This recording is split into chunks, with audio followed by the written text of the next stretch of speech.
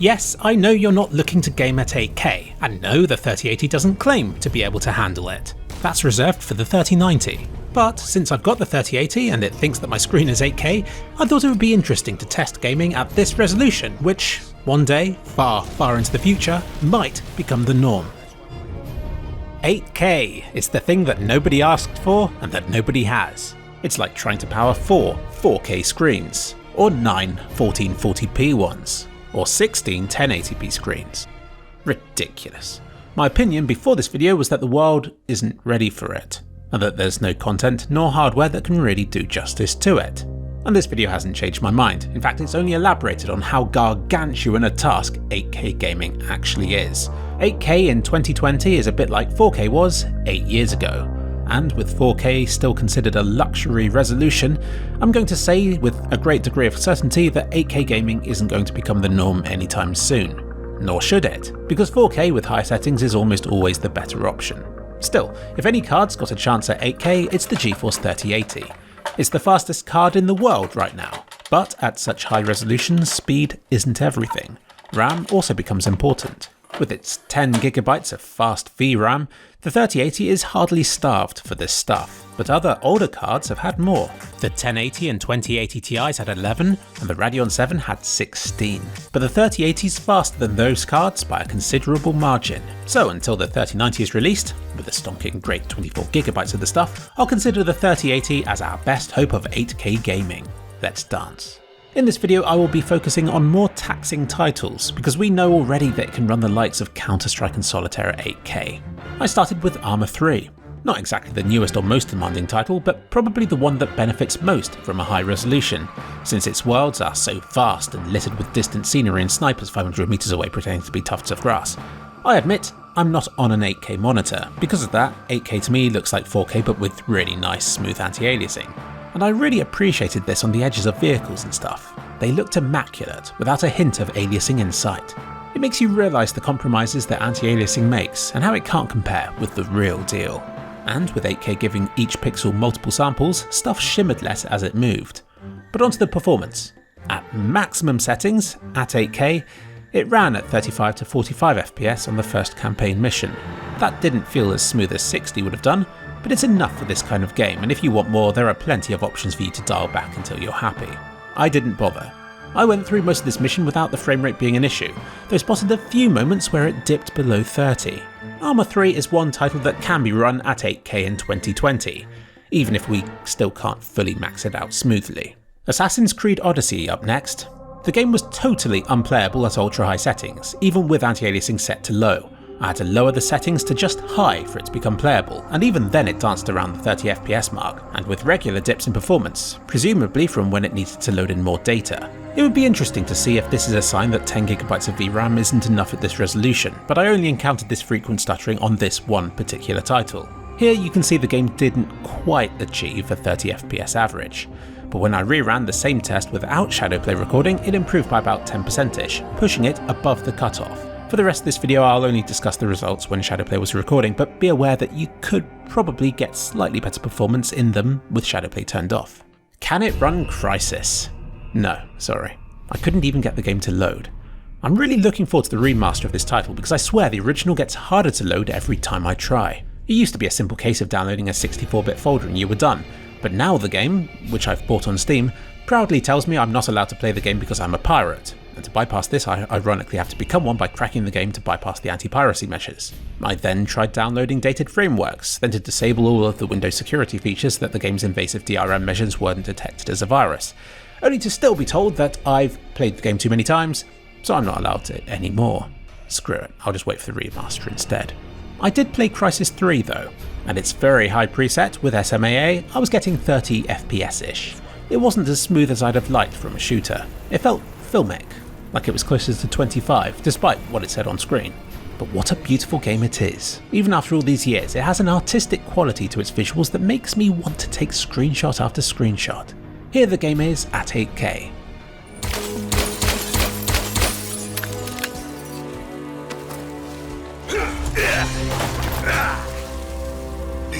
I promised myself that I wouldn't spend time tweaking settings, but I felt this game deserved a chance. After lowering the settings to just high, the game responded well, and it ran more at about 35 to 40 FPS, which made it feel a lot more responsive, if still not as responsive as it could have been. What about ray tracing at 8K? What a terrible idea.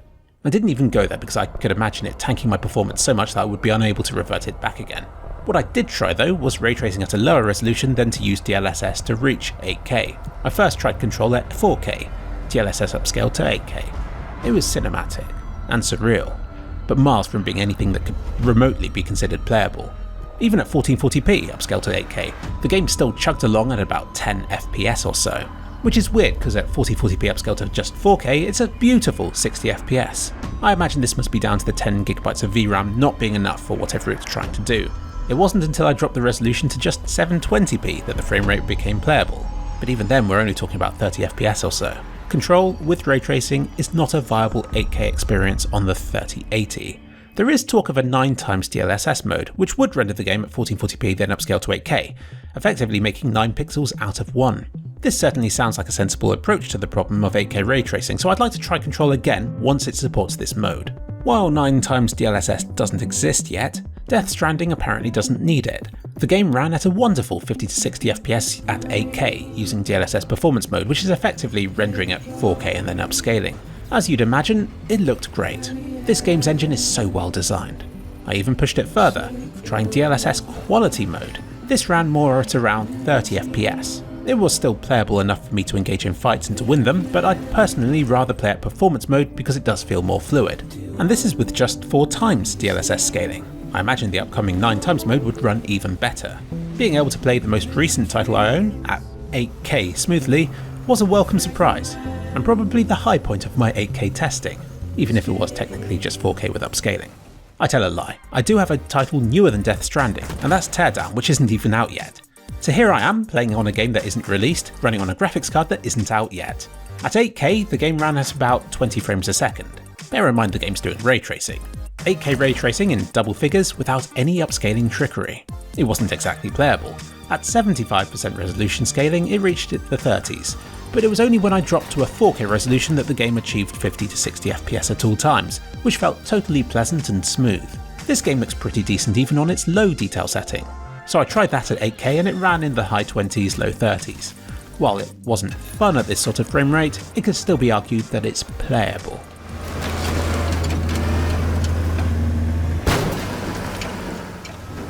Wolfenstein YB didn't run at 8K. It warned me that I was out of VRAM the moment the game loaded, so I think for this title we'll have to wait for the 9x DLSS option to be added before even considering this game at this sort of resolution. After trying again, I did manage to get it working, on low settings with DLSS and with no ray tracing, at 1 FPS. Horrible. Which is odd, since the game is one of the best performing titles that I know, running smoothly at native 4K even with ray tracing enabled. So this result is very possibly a VRAM limitation. GTA 5 is an old game now. I'm honestly surprised it's only been out on PC for 5 years, because I swear it's been around forever at this point. Thanks to its last-gen console origins, the game's exceptionally well optimised at lower settings, but it can still challenge systems at its higher presets. My first attempt was a disaster because I didn't notice that it had slipped 4x MSAA on, which apparently requires 14GB of VRAM at 8K resolution. The benchmark lasted about 30 seconds, during which time I saw maybe 10 frames, and then it crashed.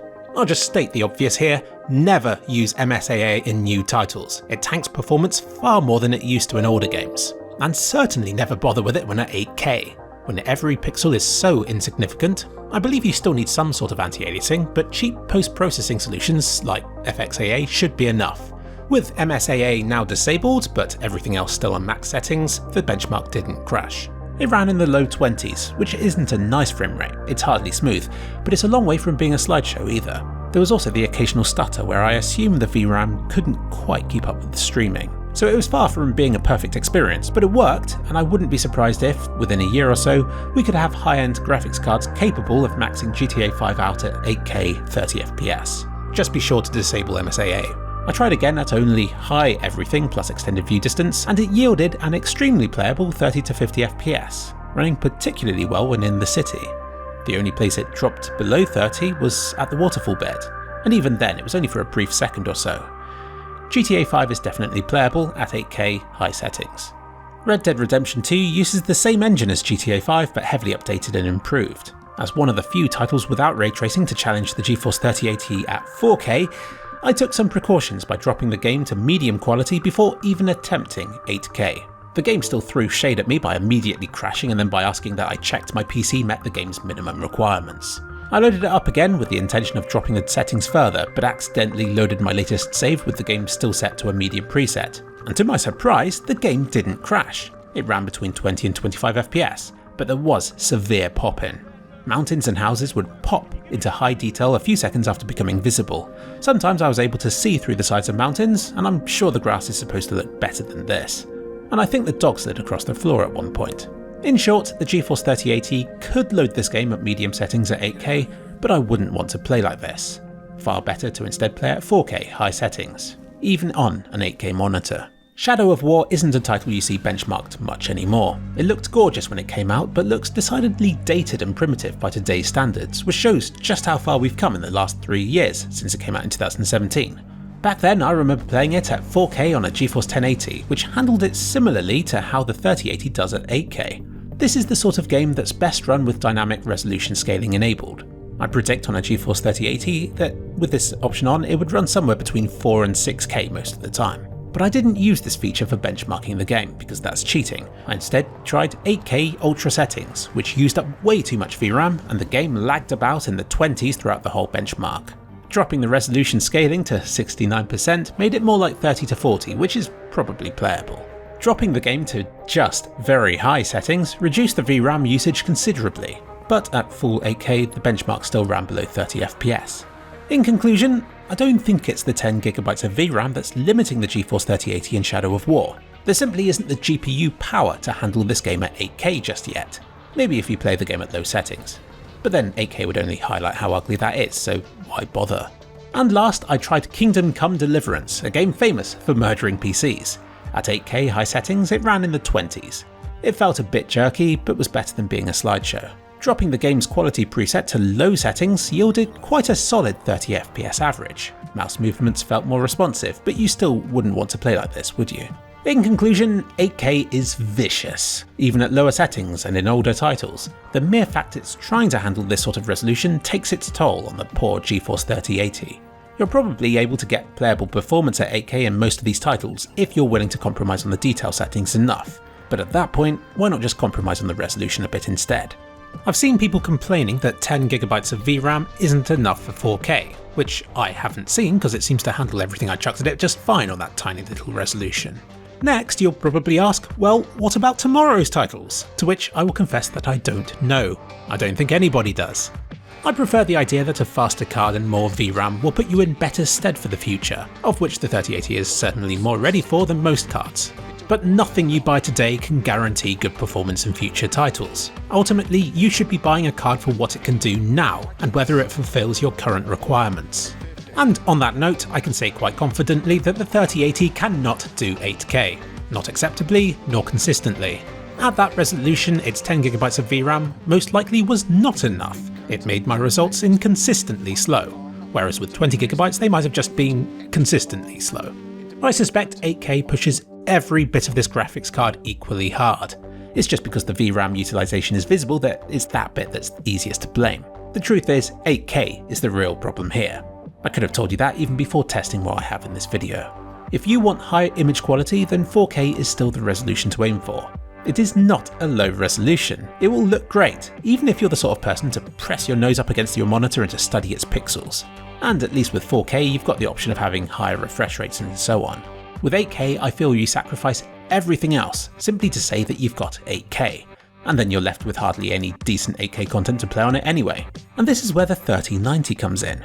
Nvidia are marketing this card as being ready for 8K. Looking at the titles it claims to be able to run, they're either less demanding games like Apex Legends and Rocket League, or they require DLSS to get above 60 FPS. So really, I've been approaching this challenge from the wrong direction. I've been looking for demanding titles, and haven't had 9x DLSS to help me out. I should have instead asked, can you get older games to run at 8K for the best image quality possible? Or maybe even, can you play CSGO at 8K? To which the answer is yes, but also, would you want to? If 8K had any purpose right now, then it would be as the premium version of the console experience. If you were rich enough, you'd have your own cinema room with a huge 8K screen in. Perhaps you'd occasionally invite a few friends over to play split-screen Rocket League, or to take in turns to fall off mountains in Death Stranding or whatever. That might be what you'd use 8K for right now, but even that's a niche use. For 8K to be possible in modern single-player games, you really need DLSS, and if you're using DLSS, then you're not technically at 8K anymore. I'm absolutely fine with that, but you do have to ask whether you're wanting 8K for the resolution, or simply for it to be a tough benchmark for PCs to handle. I feel like the new 9x DLSS scaling option was born out of necessity. To be able to say that a new game can be run at 8K, upscaling will be required for the foreseeable future. It might ultimately be how you prefer to play, even if you could run at 8K natively. But the fact is, in order to run at 8K right now, a key part of that is to not run it at 8K, which essentially hammers home the situation right now. 8K is pointless. In 20 years time you can point your finger at me and laugh at how short-sighted I was being, but the reality is, right now there's nothing 8K can really tempt me with that can't be offered with 4K at higher quality settings. One fundamental flaw in my argument is that I actually haven't seen an 8K screen. It might be that I stare at one and suddenly go, oh no, I was wrong about all this, 8K is what I need. But right now, staring at my 4K screen, the one thing I don't think is, this resolution needs to be higher. It's instead that I'd crave higher frame rates, or HDR support. Once we get all this sorted, and systems able to handle it in all current games, then we can consider jumping to 8K. And this is coming from me, somebody who advocated for 4K support for years. I can't remember exactly when it was now, probably between like 2010 and 2015, when everybody had 1080p monitors. It was like a universal standard that was commonly accepted on PCs and TVs alike. We were able to run console games, but at much higher frame rates and resolutions, and our PCs still weren't struggling. And then I looked around and YouTube supported 4K and 8K, and there were phones coming out with higher resolution displays than our monitors, and I was thinking to myself, well, this is crazy. My monitor needs a resolution boost before a tiny little phone does. 1080p was a great standard, but it felt like it was the only thing holding back graphical progress at the time, and that's why I liked and pushed for 4K. It seemed like the answer to all the excess power that PCs had at the time. The reason I don't think 8K is as important is because 4K still hasn't become the commonly used resolution. People are still on 1440p because that seems to be the most flexible and cost-effective, good resolution that you can get at the moment. Don't get me wrong, I love new technology and higher standards. I was one of the first to adopt 4K because I saw the value in the greater quality it enabled. But right now 8K comes with too many compromises. You're better off getting a decent 4K monitor instead and running games at lower resolutions but higher quality settings. And the Geforce 3080's capabilities reflect that.